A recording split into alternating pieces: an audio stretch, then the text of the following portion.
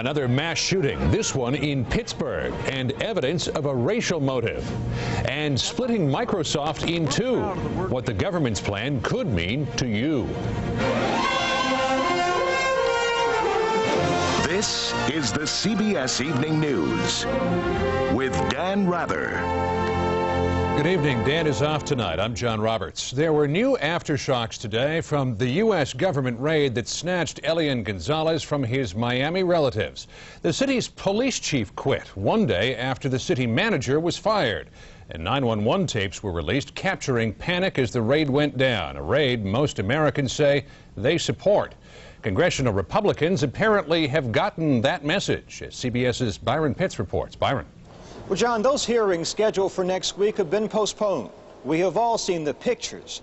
Now here are the 911 tapes. Moments after the raid began, We have an emergency here. the first panic phone calls came in. We have not done anything, and this... Oh, my God, I'm choking. Ma'am, I can't help you if you don't tell me what the address is. He has a house. Call after call. There's apparently tear gas. Children are being injured. The raid lasted less than 3 minutes. In that time, Miami police received 10 911 emergency calls from outside the house.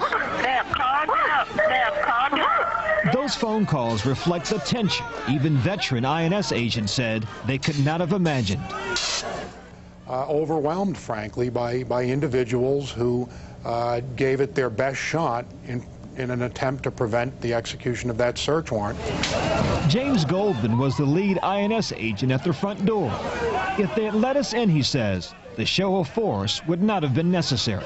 It was their decision to barricade that door and to resist the federal search warrant.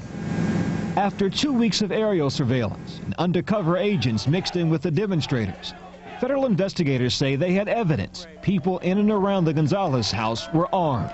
A makeshift security force with walkie-talkies and cell phones were prepared to defend the house by force. Those individuals that we fully identified, in fact, had serious criminal histories, some with convictions for crimes as serious as weapons violations, aggravated assault, armed robbery. While no weapons were recovered the morning of the raid, the Gonzalez family spokesman Armando Gutierrez told me later that same day guns had been in the house earlier in the week. Oh, no, they were clear out a few days ago. Even all their, the personal, one personal weapon that was in the house, I believe Lazarus pulled it out a few days ago or a week ago. Meantime, today, as Elian spent his first full day with his Cuban playmates in Maryland, politicians on Capitol Hill wonder if holding hearings are still such a good idea.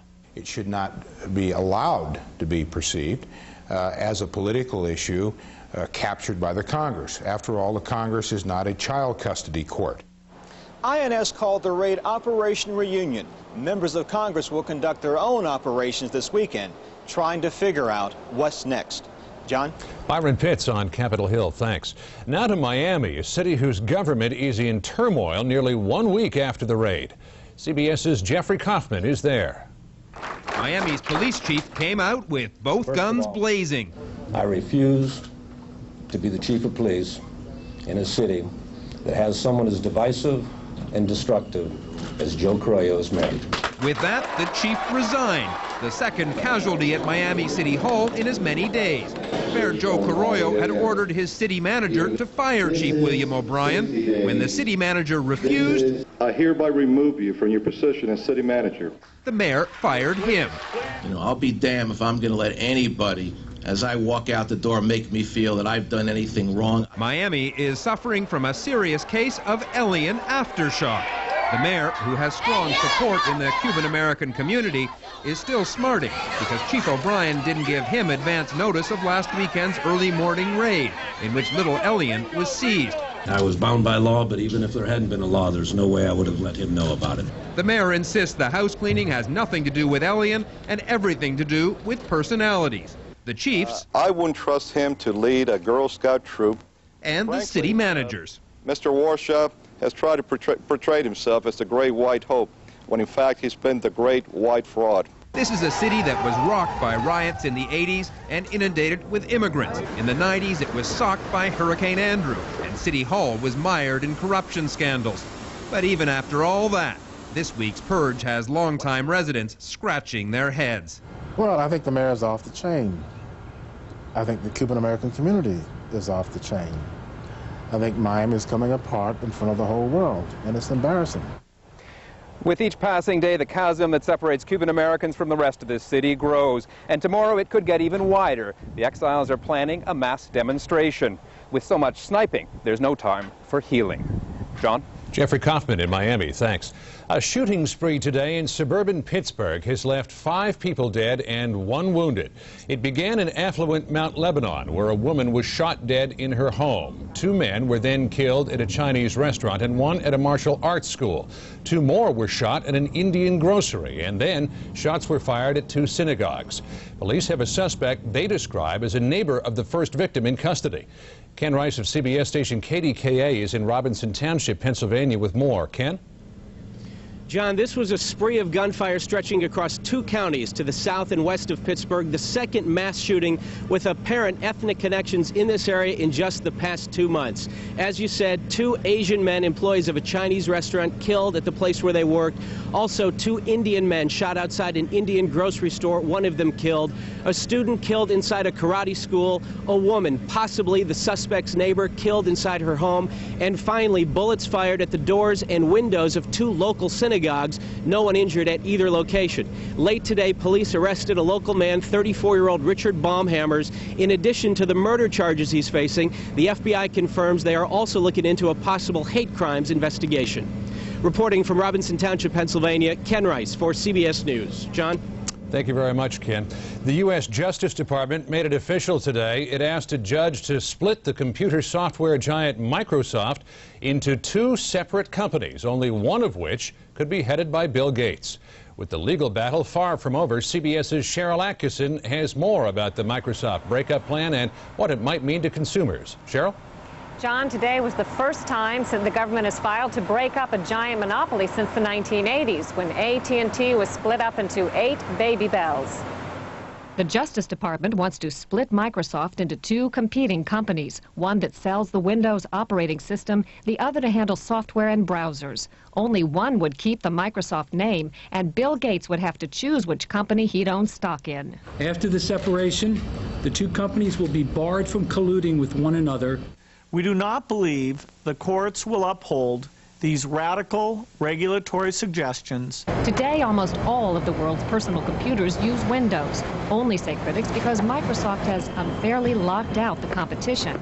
But consumer advocates are split on the government's drastic remedy. Would a breakup of Microsoft be good or bad for consumers? It would be very good. A breakup of Microsoft into several companies will unleash natural competitive forces with the minimum of regulation. Not so, according to consumer advocate Eric Gustafson.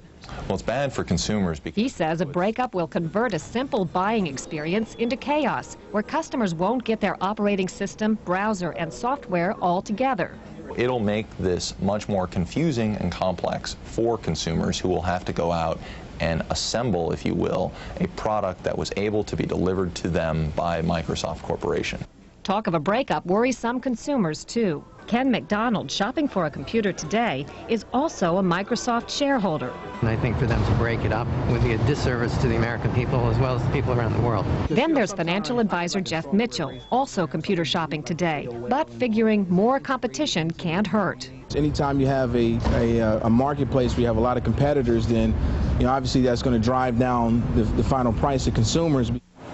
Microsoft will have the chance to make its own punishment proposal before the judge makes his final decision. No matter what, expect the case to be tied up in appeals for years. John? Cheryl Atkinson at the Justice Department. Thanks. On the CBS Market Watch tonight, a big blow today to MP3.com, the internet service that lets customers listen to CDs online. A federal judge ruled MP3 is infringing on recording industry copyrights. On Wall Street, stock prices closed mixed today. The Dow was down 154 points. The Nasdaq, though, closed up a little more than 86. Still ahead on tonight's CBS Evening News. With the Giuliani campaign in doubt, Republicans look for a second plan to defeat the First Lady.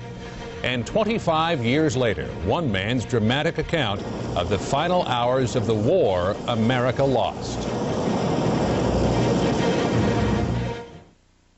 Your father and I are raising your allowance to 25 airline miles a week. While some credit cards offer rewards, like airline miles or gasoline. I'm so proud of you. They're not that practical. I'd like to put 35 long-distance minutes into a mutual fund, please. And finally, to my wife, I bequeath 12 car rental upgrades. But Discover Card gives you something a little more useful. Cash. Oh, yes. There's always something more to discover. I went on chemo at the time my oldest daughter was getting married. We had planned everything, the fabric, the design, the whole gown. But when it was time to sew the dress, the chemo, it makes you weak. My whole life I've made clothes